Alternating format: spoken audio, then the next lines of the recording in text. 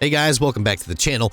Today I bring you something that really puts weight and important significance into itself: Syria. This remarkable country, rich in history and culture, endured over a decade of devastation during a brutal war. But how did it come to this? What events led the nation into such turmoil? And what is the current situation today? In this video, we'll embark on a journey through Syria's fascinating past, exploring the rise of the Assad regime and how it has shaped the current landscape. We'll also discuss the latest developments in the ongoing conflict that continues to affect millions of lives. So, whether you know all about the situation or just starting to learn about it, grab a cup of tea, get cozy, and let's dig into this complicated story together. Trust me, there is so much to discover, and you'll understand so much better as we go along. Let's get started.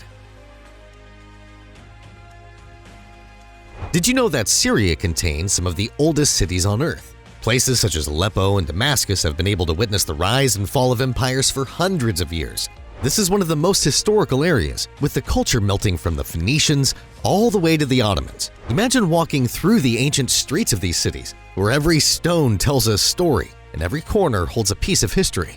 Syria is a part of the Fertile Crescent. It's the cradle of agriculture. It was one of the earliest regions where people started to leave their nomadic lifestyle and settle in farming communities around 10,000 BCE. Pottery and cattle breeding were developed right here in the Neolithic period. Tel Carmel is one of the archaeological sites that houses some of the oldest buildings humanity has ever known. The roundstone towers there date more than 11,000 years back. One of the most significant cities is Elba, that dates to some 3,500 BCE. City-state and major trading center, the Eblites interacted with big powers like Mesopotamia and even Egypt. Some of the excavated treasures reveal just how interconnected those ancient civilizations had been. Imagine markets bursting with commodities from places that far off. Fast forward to the aftermath of World War I, Syria was under French control, which brought tremendous political change and unrest. The borders at that time did not take into account the diversity of the communities living there, and have echoed through history as being tensions that would be there forever. It is a poignant reminder of how arbitrary lines on a map can determine lives and futures. It was during 1971 when the turning point in Syrian history began, with Hafez al-Assad seizing power and then going on to establish an authoritarian regime that lasted nearly 3 decades. A key figure of the Ba'ath Party, which came to the front, Assad transformed Syria into a state ruled through strict control and repression. This has been the character of his rule: mass surveillance, human rights abuses, and extermination of political opposition through random detentions and extrajudicial killings. Such a climate of fear ensued, loyalty to the regime above everything else, dissenting voices dealt with through force.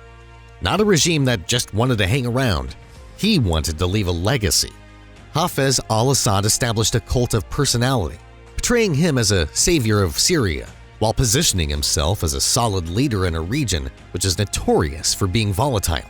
His government intervened into the Lebanese Civil War back in 1976, but his regime also witnessed horrible crimes, including the 1982 Hama massacre, in which thousands of civilians were slaughtered as a result of the uprising by the Muslim Brotherhood. This remains one of the darkest chapters in modern Middle Eastern history and has continued to affect Syrian society up to this date. When Hafez al-Assad died in 2000, Bashar al-Assad took the reins with promises of reform and modernization. Expectations were high that Bashar was going to bring a new openness and change to Syria.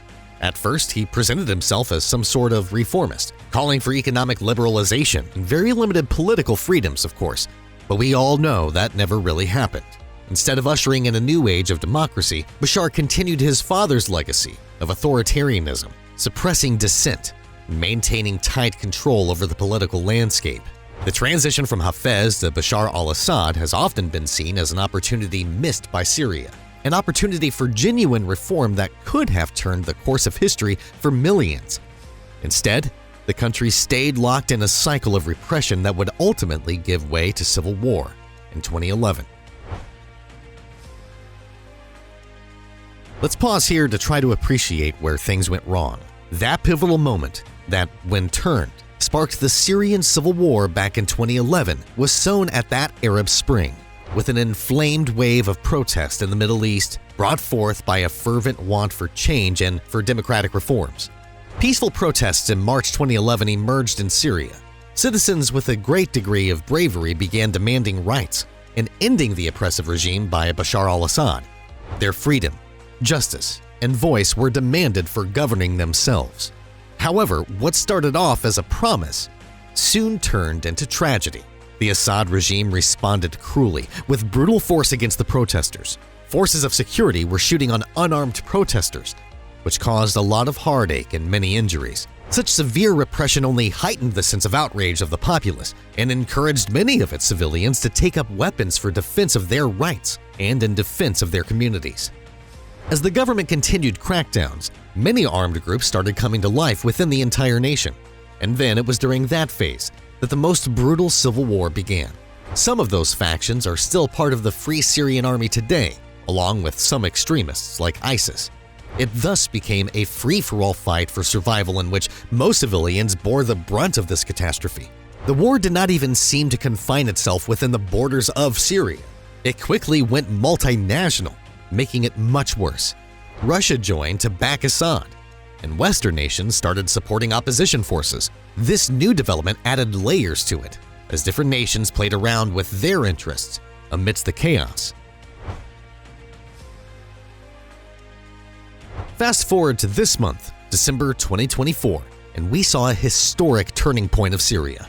December 8th confirmed that, after years of turmoil, Assad's regime has finally collapsed amid the advances of the rebels in important cities like Aleppo and Hama, marking the end of an era filled with pain, suffering, and struggle. The news appears to be that Assad has flown to Moscow, leaving the yearning country behind. For those Syrians who have suffered from this oppressive rule for so long, this news has become a glimmer of hope.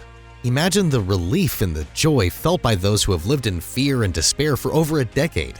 Celebrations erupted across cities as people rejoiced at the thought of a future free from tyranny. While this moment is of historical significance, we should not forget that a humanitarian crisis is looming large in Syria. The war has left many people crippled, with landmines and fighting that seems to threaten their existence on a daily basis.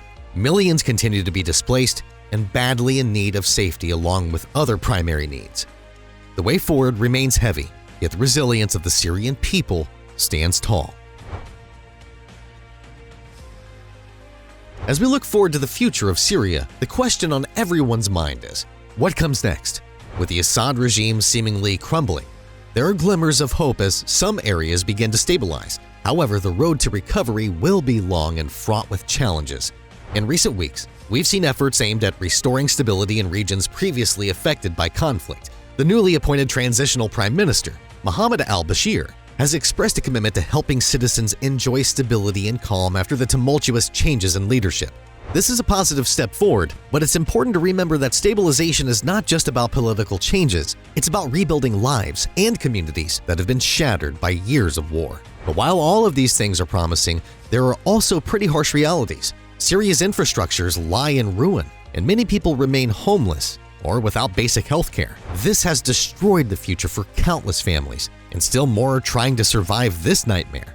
At the same time, because of changing power structures, fears are that potential vacuums will fuel further instability. The international community has to play a role in preventing these transitions from spinning into chaos. As we witness all these events that are taking place in Syria, we should all ensure we do not get left behind. In an effort to comprehend this intricate history, will allow us to understand the situation better and proves the people of Syria's strength regarding adversity. So, what are your thoughts on what's happening in Syria? We'd love to hear from you. Let us know in the comments below your perspective on this evolving situation.